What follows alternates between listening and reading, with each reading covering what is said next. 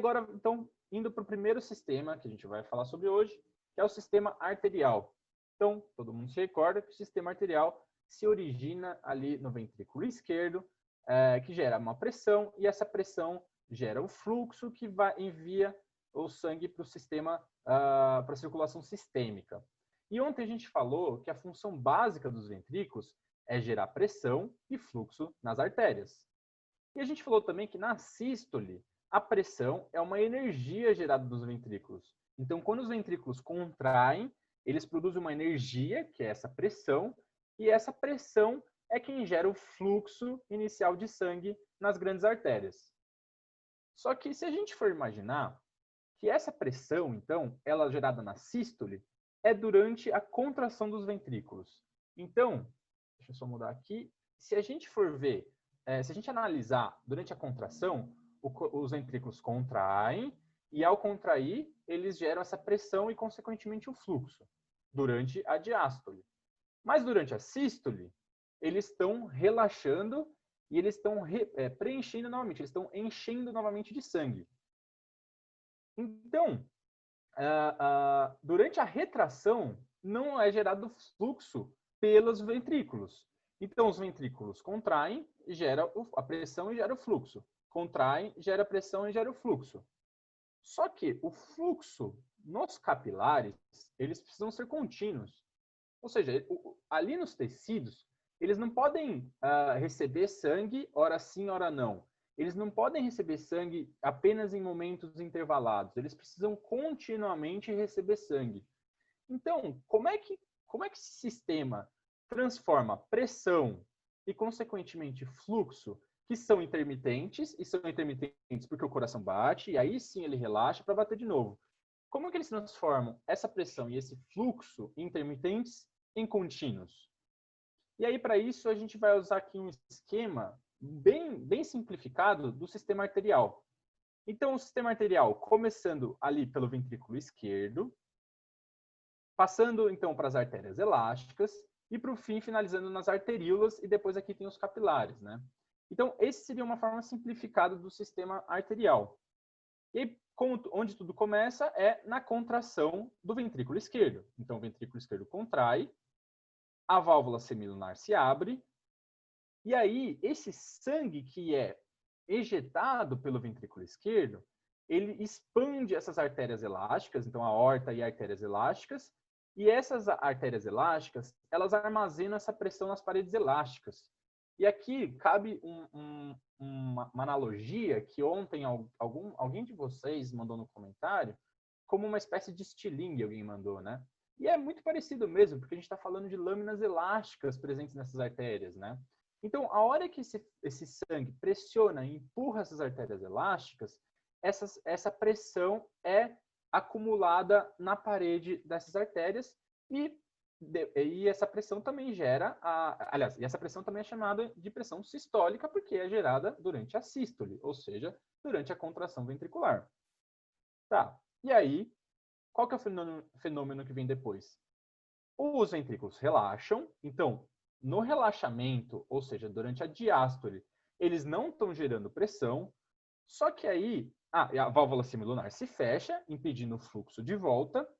Só que aí, olha só, a retração elástica das artérias elásticas que enviam sangue para o restante do sistema circulatório. Ou seja, essa nova pressão que é gerada pelas artérias elásticas é a que a gente chama de pressão diastólica. E por que diastólica? Porque ela acontece durante a diástole, durante o relaxamento dos ventrículos, do ventrículo esquerdo nesse caso.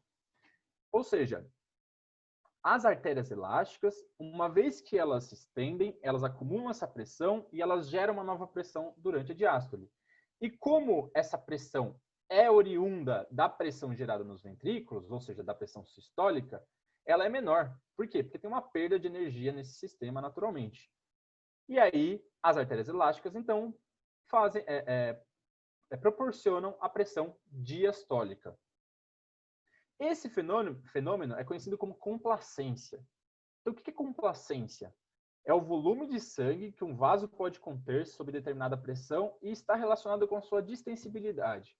Ou seja, a pressão sistólica é gerado nos ventrículos, esse sangue pressiona as artérias elásticas e essas artérias elásticas produzem, por sua vez, a pressão diastólica, que é gerada nas artérias elásticas.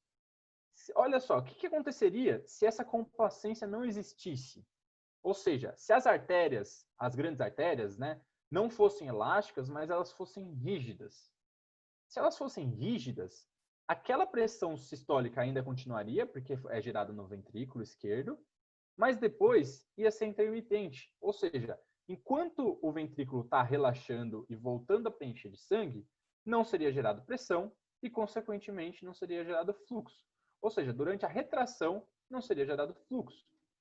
Isso aqui é muito interessante porque, apesar das nossas artérias, as grandes artérias serem elásticas, né, elas tendem a aumentar a sua rigidez conforme o envelhecimento. Então, na verdade, o aumento da rigidez arterial é um fenômeno complexo, né, caracterizado pela diminuição da complacência.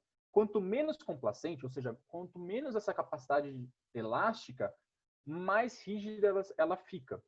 E esse fenômeno de rigidez, ele é conhecido em algumas doenças, como diabetes, aterosclerose, doença renal crônica.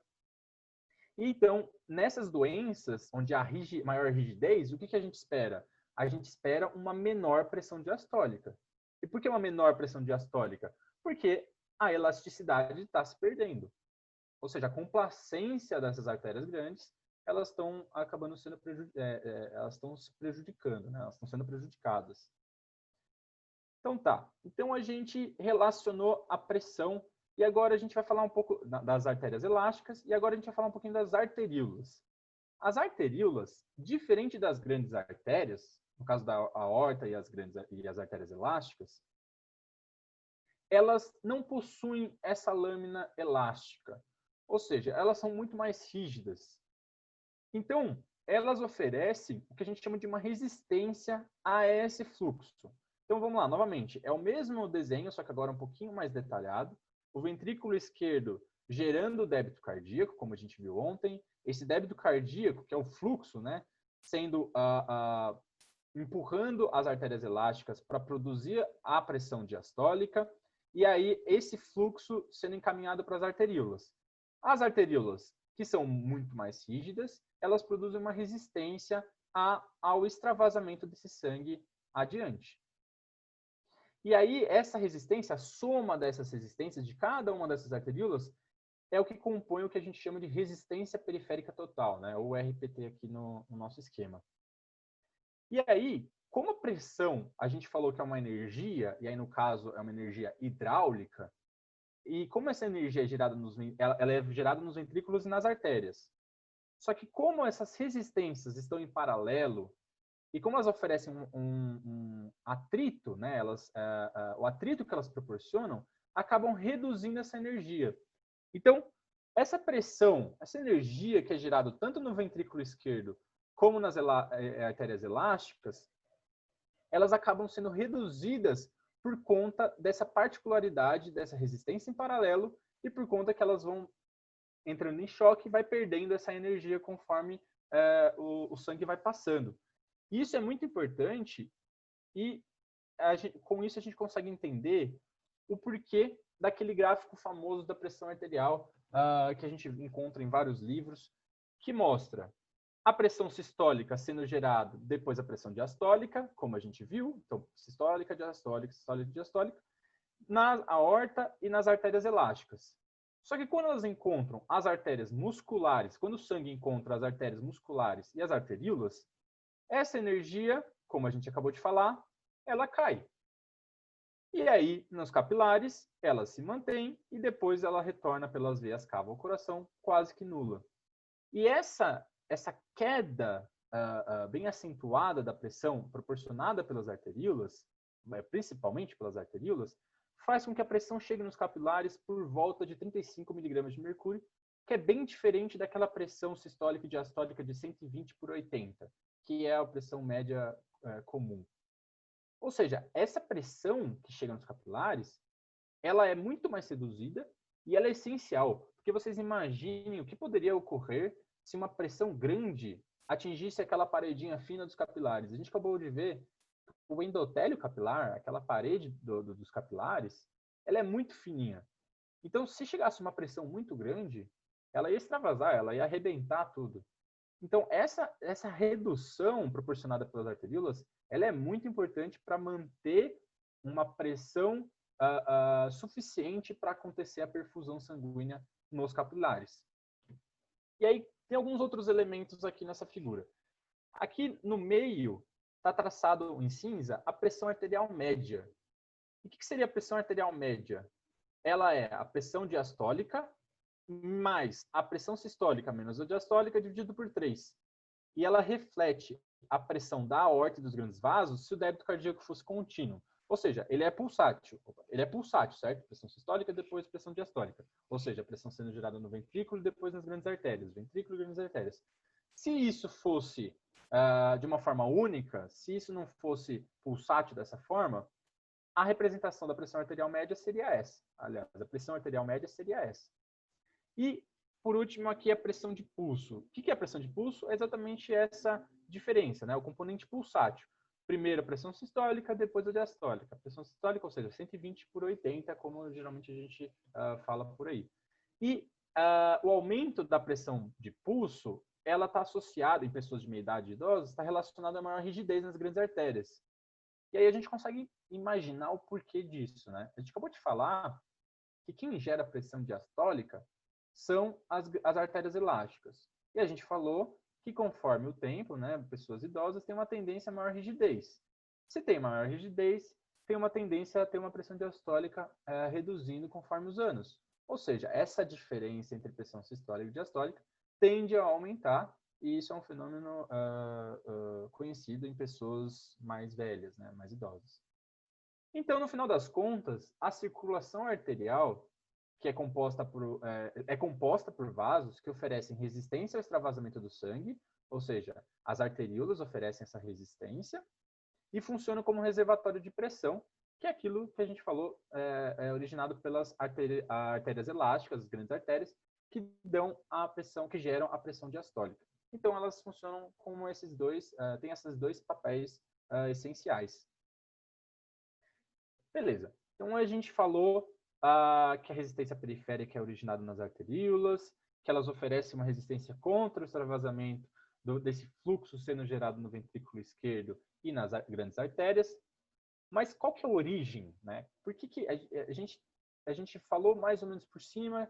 Porque ela é mais rígida, né? Ela não tem essa complacência que tem as grandes artérias. Mas vamos entrar em mais detalhes.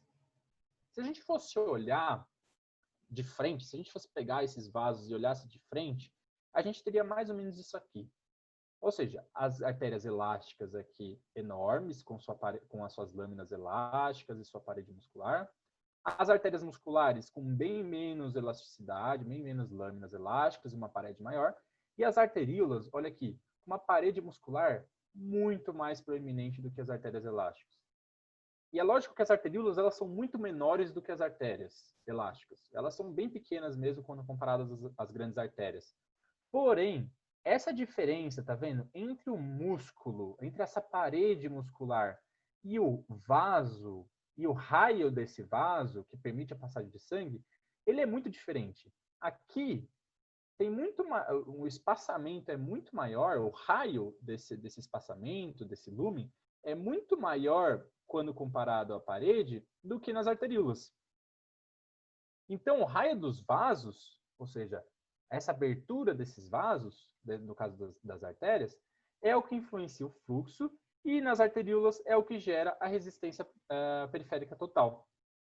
E aí, aqui tem uma questão muito importante, que uma mudança no raio leva a uma alteração exponencial da resistência, no caso, a quarta potência.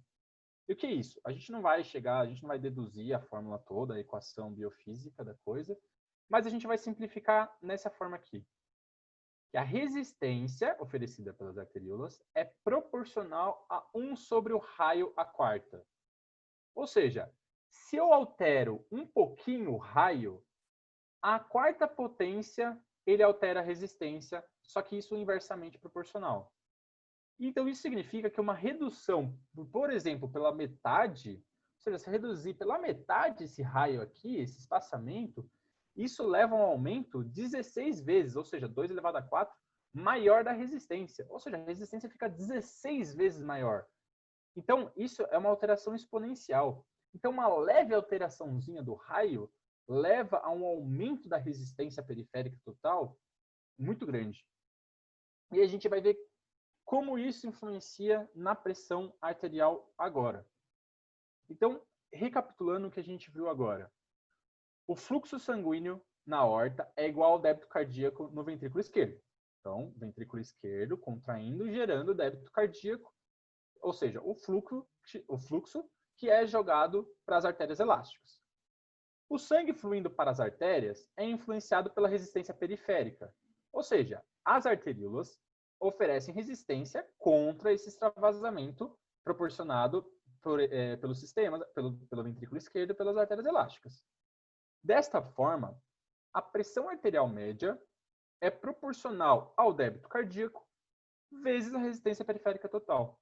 E aí a gente tem essa famosa equação que ela resume bastante a dinâmica desses fatores. Então, a pressão arterial média é resultado do produto do débito cardíaco gerado no ventrículo esquerdo vezes a resistência periférica total. Ou seja, se eu aumentar a resistência, eu aumento a pressão que está aqui. Se eu aumentar o débito, eu também aumento a resistência. Porque a pressão arterial é o produto dessa equação de débito cardíaco vezes a resistência periférica total. E olha só, a gente não viu ontem que a gente não falou ontem bastante sobre débito cardíaco? Que o débito cardíaco é a frequência cardíaca vezes o volume sistólico. Então, só retomando essa questão de ontem. E a gente falou também que a força contrátil é um fator que regula, que determina o volume sistólico. Então, se eu aumento qualquer um desses fatores, eu aumento o débito cardíaco, como a gente viu ontem. E se eu aumento o débito cardíaco, eu aumento a pressão arterial. Então, de forma paralela, se eu reduzo qualquer um desses fatores, eu reduzo também a pressão arterial. E aí, então, isso faz com que a gente imagine que a resistência periférica total ela está intrinsecamente ligada à pressão arterial média. Então, de novo, aquele nosso esqueminha, agora explorando um pouquinho mais. Então, aqui a gente tem uma representação dessa arteríola A, por exemplo. Vamos supor que essa arteríola A sofra uma pequena alteração no seu raio. Então, ela comprima um pouco, ou seja, ela constringe, ou seja, há uma constrição da arteríola A. Então, vamos lá. A arteríola A tinha um certo espaço, e aí houve uma constrição da arteríola A. Consequentemente, aumentou a resistência, porque ela oferece menor espaço para passar esse sangue. E, consequentemente, aumenta a resistência periférica total como um todo, porque a resistência periférica total depende de cada uma dessas resistências. E aí, como a pressão arterial é igual ao débito cardíaco vezes a resistência periférica total, como a gente acabou de falar, o aumento da resistência de A leva ao aumento da pressão arterial média. Então, o diâmetro das arteríolas está diretamente associado à pressão arterial. E uma pequena constrição, como a gente falou, nas arteríolas leva a um grande aumento da pressão arterial. Basta reduzir um pouquinho esse raio que eu altero a resistência e aí, consequentemente, eu altero a pressão arterial média como um todo. Então tá.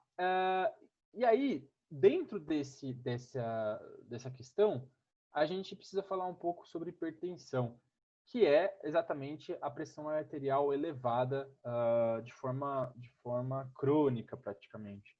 Então, a gente não vai entrar em muitos detalhes. Na verdade, amanhã o professor Wagner vai explorar um pouco mais sobre medidas, né, de pressão arterial, mas é importante a gente ressaltar alguns pontos já hoje. Então, a gente viu que alterações estruturais das arteríolas podem levar, então, a uma redução dessa luz dos vasos, dessas arteríolas.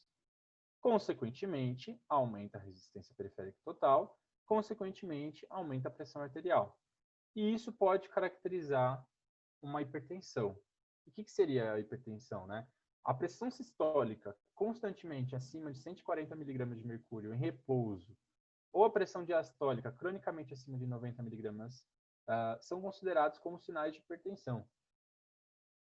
E essa elevada pressão, tanto de sistólica como diastólica, nas paredes dos vasos, em áreas mais sensíveis, pode causar rupturas e hemorragias. Então, no cérebro, a gente fala que isso pode causar um derrame, no caso, essa ruptura no cérebro é o derrame. E nas grandes artérias, isso pode levar a uma queda crítica da pressão mínima. E aí, levando uma queda crítica da pressão mínima, isso eventualmente pode até ser fatal. Então, o controle da pressão arterial, ela é algo essencial para o funcionamento fisiológico de um organismo, no caso do ser humano. E aí a gente sabe que o exercício físico, ele restabelece, ele melhora essa relação dessa luz-parede e, com isso, ele controla melhor a resistência periférica total, controla, por consequência, a pressão arterial. E também a gente já consegue deduzir que qualquer fármaco que atue em qualquer um desses dois componentes, eles conseguem, por consequência, controlar a pressão arterial. E a gente vai ver alguns exemplos, e existem diversos tipos de fármacos para controle da pressão arterial, para controle da hipertensão, exatamente porque a gente já destrinchou e a gente sabe que existem vários fatores que regulam o débito cardíaco, e a gente sabe que existem fármacos que podem atuar nessa luz dos vasos, nessa parede dos vasos.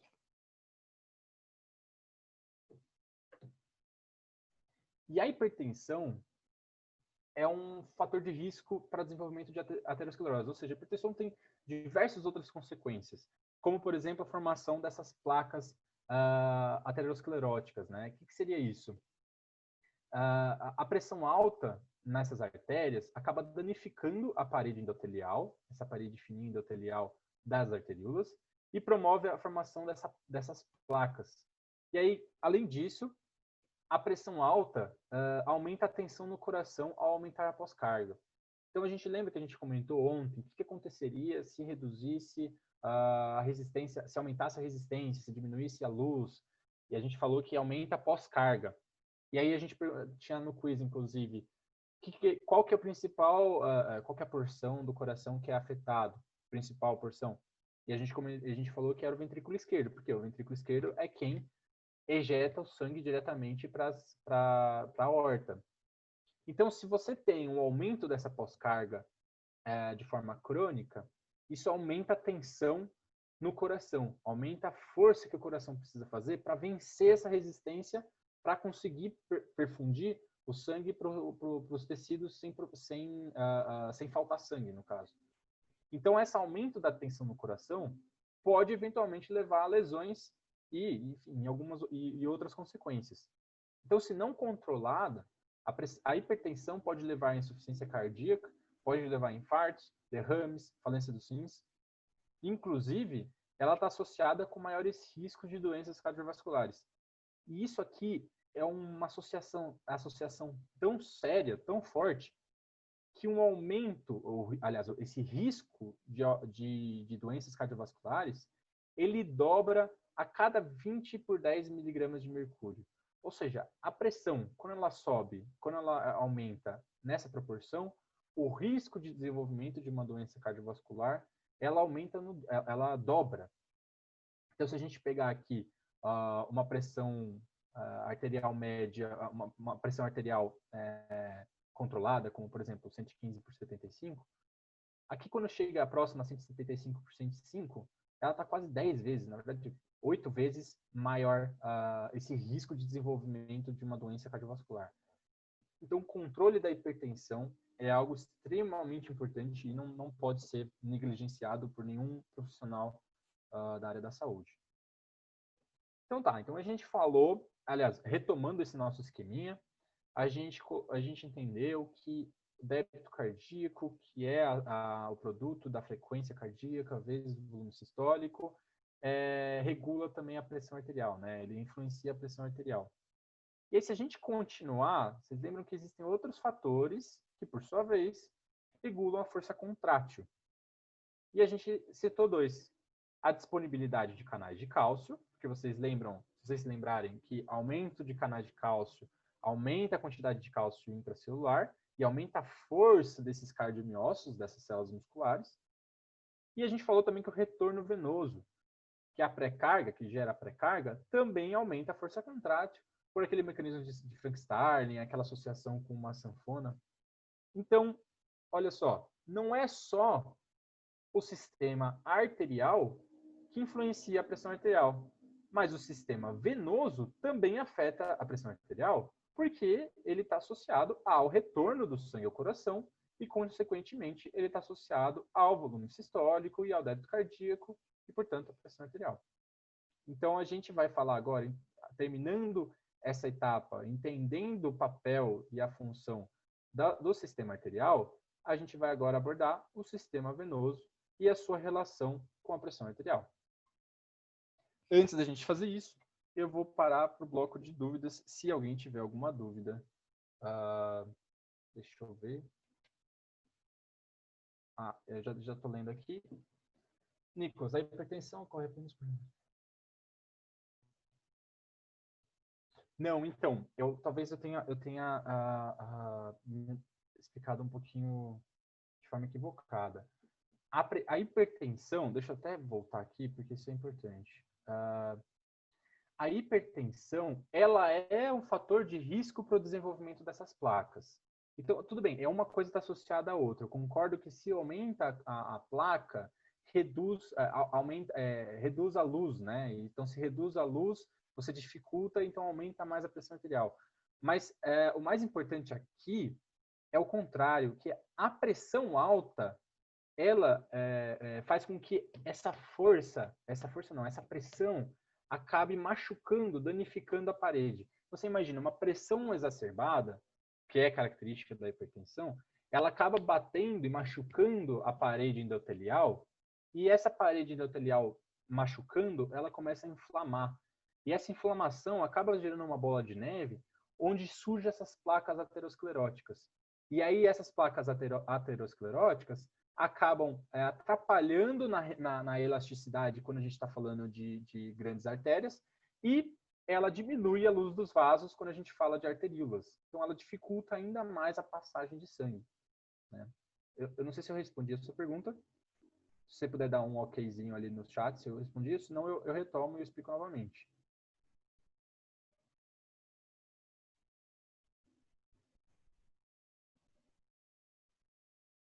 Tá, legal. Então, mas é super importante essa questão, porque a formação de placas ateroscleróticas é uma associação clara com a hipertensão e é extremamente perigosa, inclusive para a formação de outros problemas, como trombos, etc. Então, enfim, essa questão é muito importante.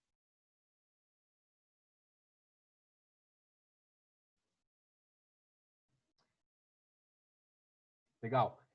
Sim, o aumento da rigidez aumenta a pré-carga e o aumento da resistência periférica aumenta a pós-carga também. Então, a pós-carga é a resistência que o ventrículo esquerdo vai encarar para poder jogar. Então, vocês imaginam, o ventrículo esquerdo, ele sabe, né? Ele vai gerar uma pressão e ele, ao gerar essa pressão, ele tem que gerar uma pressão forte o suficiente para superar a resistência que está na frente, essa resistência oferecida para o que está na frente. Se as grandes artérias, se as artérias elásticas estiverem mais rígidas, vai ter uma maior resistência. Então, isso vai causar um dano, que nem a gente falou, pode aumentar a tensão, etc. E essa aumenta, ou seja, aumenta a pós-carga. Essa resistência do sistema contra o extravasamento de sangue do ventrículo esquerdo é a pós-carga. E se aumenta lá no final na resistência periférica total, porque diminui a luz das arteríolas, se diminuir a luz das arteríolas, por exemplo, isso também aumenta a pós-carga, porque vai aumentar a resistência do sistema contra o extravasamento do sangue do ventrículo esquerdo.